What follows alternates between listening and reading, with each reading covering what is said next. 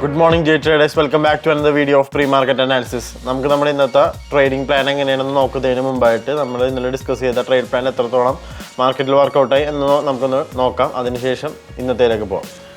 ഇന്നലെ നമ്മൾ യൂറോസിൽ ഒരു ബുള്ളിഷ് വ്യൂ ആയിരുന്നു പറഞ്ഞു വെച്ചത്. അതിൻ്റെ വൺ ഓഫ് ദ റീസൺ ഈ ഒരു ഓർഡർ ബ്ലോക്കിൽ നിന്നായിരുന്നു നമ്മൾ ഒരു ബുള്ളിഷ് വ്യൂ ആയിട്ടുള്ള ഒരു ട്രേഡ്സ് ഒക്കെ നമ്മൾ ആൻറ്റിസിപ്പേറ്റ് ചെയ്ത്. ബട്ട് അൺഫോർച്ചുനേറ്റ്ലി ഇന്നലെ ആ ഓർഡർ ബ്ലോക്ക് വർക്കൗട്ട് ആയില്ല. നിങ്ങൾക്ക് നോക്കിക്കഴിഞ്ഞാൽ കാണാം ആ ഓർഡർ ബ്ലോക്ക് നല്ല രീതിയിൽ ബ്രേക്ക് ചെയ്ത് താഴത്തേക്ക് വന്നിട്ടുണ്ട്. സോ ഇന്നലെ നമുക്ക് നല്ല ബൈ ട്രേഡ്സ് ഒന്നും അവിടെ കിട്ടിയിട്ടുണ്ടായിരുന്നില്ല. പ്ലാനനുസരിച്ചല്ല ഇന്നത്തെ ദിവസം മാർക്കറ്റ് വർക്ക് ചെയ്തത്. അതുകൊണ്ട് തന്നെ ഇന്നത്തെ ദിവസം വാട്ട് ഈസ് നെക്സ്റ്റ്, ഇന്നത്തെ ദിവസം ഞാൻ പേഴ്സണലി ആൻറ്റിസിപ്പേറ്റ് ചെയ്യുന്നത് ഈ ഒരു ഏരിയയിൽ നിന്ന് തന്നെ, അതായത് ഈ ഒരു ഏരിയയിൽ ഇതൊരു നല്ലൊരു പ്രീമിയം അറയാണ്. ഈ ഒരു പ്രീമിയം അറയെന്നായിരിക്കും ഞാൻ അടുത്തതായിട്ട് ഷോർട്ട്സ് ആൻറ്റിസിപ്പേറ്റ് ചെയ്യണത്. അപ്പോൾ കറൻലി മാർക്കറ്റ് ഇപ്പോൾ ഓൾമോസ്റ്റ് അവിടെ എത്തിയിട്ടുണ്ട്. അപ്പോൾ ഇവിടെ വന്നു കഴിഞ്ഞാൽ നല്ല സെല്ലിങ് ഓപ്പർച്യൂണിറ്റീസ് കിട്ടിക്കഴിഞ്ഞാൽ, കൺഫർമേഷൻസ് കിട്ടിക്കഴിഞ്ഞാൽ ഡെഫിനറ്റ്ലി ഞാൻ യൂറോസ് ഷോർട്ട് ചെയ്യുന്നതായിരിക്കും. എൻ്റെ ടാർഗറ്റുകൾ ഞാൻ പറയുന്നത് ഈ ഒരു ഏരിയ ആയിരിക്കും എൻ്റെ ഫസ്റ്റ് പാർഷ്യലിങ് ആൻഡ് ഫൈനൽ ടി പി ഈ ഒരു ലോയോ ആയിരിക്കും. ഇങ്ങനെയായിരിക്കും എൻ്റെ ഇന്നത്തെ യൂറോസിലേക്കുള്ള എൻ്റെ ട്രേഡ് പ്ലാന്. എനിക്കിത് അത്യാവശ്യം നല്ലൊരു സെറ്റപ്പായിട്ട് തന്നെയാണ് തോന്നുന്നത്. ഇതുപോലെ തന്നെ ഇപ്പോൾ പറഞ്ഞ പോലെ തന്നെ ഇവിടെ നല്ലൊരു ഷോർട്ടിങ് ഓപ്പർച്യൂണിറ്റീസ് കിട്ടിക്കഴിഞ്ഞാൽ, ഈ ഒരു പ്രീമിയം അറയിൽ ഷോർട്ടിങ് ഓപ്പർച്യൂണിറ്റീസ് കിട്ടിക്കഴിഞ്ഞാൽ ഷോർട്ട് ചെയ്യുന്നത് ലോജിക്കലി റൈറ്റാണ്.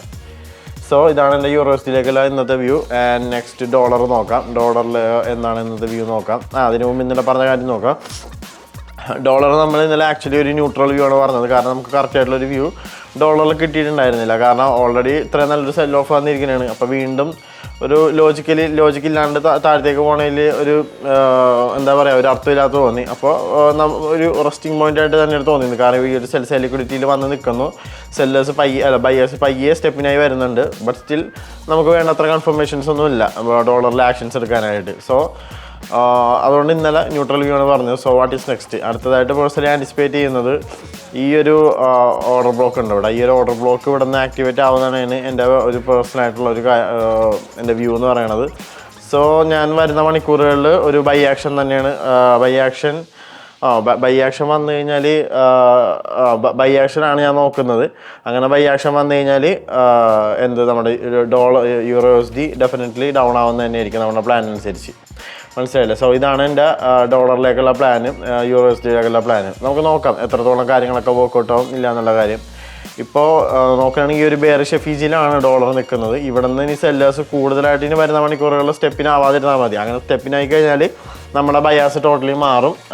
ഡോളർ ബെയറിഷ് ആവും, യൂറോസ്ഡിയിൽ നമ്മൾ ബുള്ളിഷ് ആവും. നമുക്ക് നോക്കാം എങ്ങനെയാണ് പ്രൈസ് ആക്ഷൻ ടേൺ ഔട്ട് ചെയ്യണമെന്നുള്ളത്. ഏറ്റവും കൂടുതൽ സെല്ലേഴ്സ് എങ്ങനെയാണ് മറ്റേ ഇംബാലൻസിൻ്റെ ഫോമിൽ എങ്ങനെയാണ് വന്നതെന്ന് നോക്കാം. അതിനനുസരിച്ച് നമുക്ക് ട്രെയിൽ പ്ലാൻസും കാര്യങ്ങളൊക്കെ നമുക്ക് ചെയ്യാം. ആൻഡ് ഫൈനലി ഗോൾഡിലെ വ്യൂ പറയാനാണെന്നുണ്ടെങ്കിൽ ഒരു ഡെയിലി ടൈം ഫ്രെയിമിൽ നമ്മൾ നോക്കുമ്പോൾ ഇപ്പോൾ ഗോൾഡ് ഒരു ബുള്ളിഷ് വ്യൂ തന്നെ നിൽക്കുന്നതാണ്. ഇപ്പോൾ ഈ ഒരു ആക്ഷൻ സത്യം പറഞ്ഞാൽ ഗോൾഡ് അത്യാവശ്യം നല്ല ചോപ്പിയാണ്. നല്ല പ്രോപ്പറായിട്ടുള്ളൊരു price action to be honest gold നമുക്ക് തന്നിട്ടില്ല.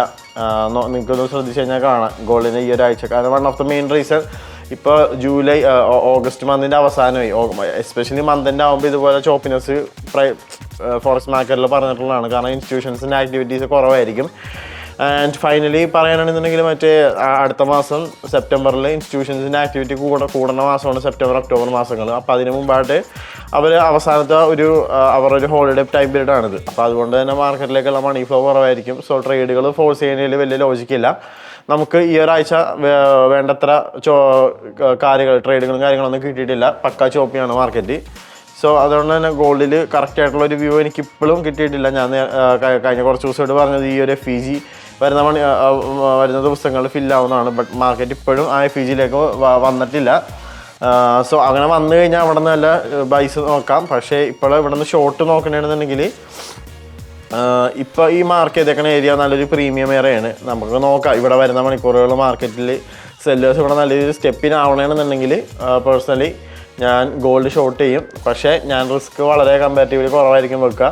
ഒരു 0.25 അല്ലെങ്കിൽ 0.5 റിസ്ക് ഒക്കെ വെക്കാൻ ചാൻസ് ഉള്ളൂ. കാരണം മാർക്കറ്റ് അത്യാവശ്യം നല്ല ചോപ്പിയാണ്. മനസ്സിലായില്ലേ? അപ്പോൾ ഈ ഒരാഴ്ച ഇത് തന്നെയായിരിക്കും ഞാൻ എക്സ്പെക്റ്റ് ചെയ്യണത്. ഈ ഒരു മൊമെൻറ്റം തന്നെ ആയിരിക്കും. മണി ഫ്ലോ കുറവാണ് മാർക്കറ്റിലേക്ക്. നമുക്ക് നോക്കാം അടുത്ത ദിവസം എങ്ങനെയൊക്കെ ആയിരിക്കും മാർക്കറ്റ് ടേൺ ഔട്ട് ചെയ്യാന്നുള്ളത്. നമുക്കിന്ന് ഇപ്പോൾ ന്യൂസും കാര്യങ്ങളൊക്കെ പറയാനാണെന്നുണ്ടെങ്കിൽ യൂറോയിൽ ഇന്ന് ഓൾ ഡേ പീരീഡിൽ ഒരു ജർമ്മൻ പ്രീലിയം CPI ഉണ്ട്. അത് റെഡ് ഫോളർ ന്യൂസ് ആണെങ്കിൽ പോലും അത്ര ഇമ്പോർട്ടൻ്റ് ഇല്ല. പക്ഷേ 8:30 ന്യൂയോർക്ക് ടൈം 8:30 ഒരു അൺഎംപ്ലോയ്മെൻറ്റ് ക്ലെയിംസ് ഉണ്ട്. അൺഎംപ്ലോയ്മെൻറ്റ് ക്ലെയിംസ് ഇമ്പോർട്ടൻ്റ് ആണ്, എല്ലാ വ്യാഴാഴ്ച വരുന്നതാണ്. അപ്പോൾ അത് നോക്കി തന്നെ ട്രേഡ് ചെയ്യുക.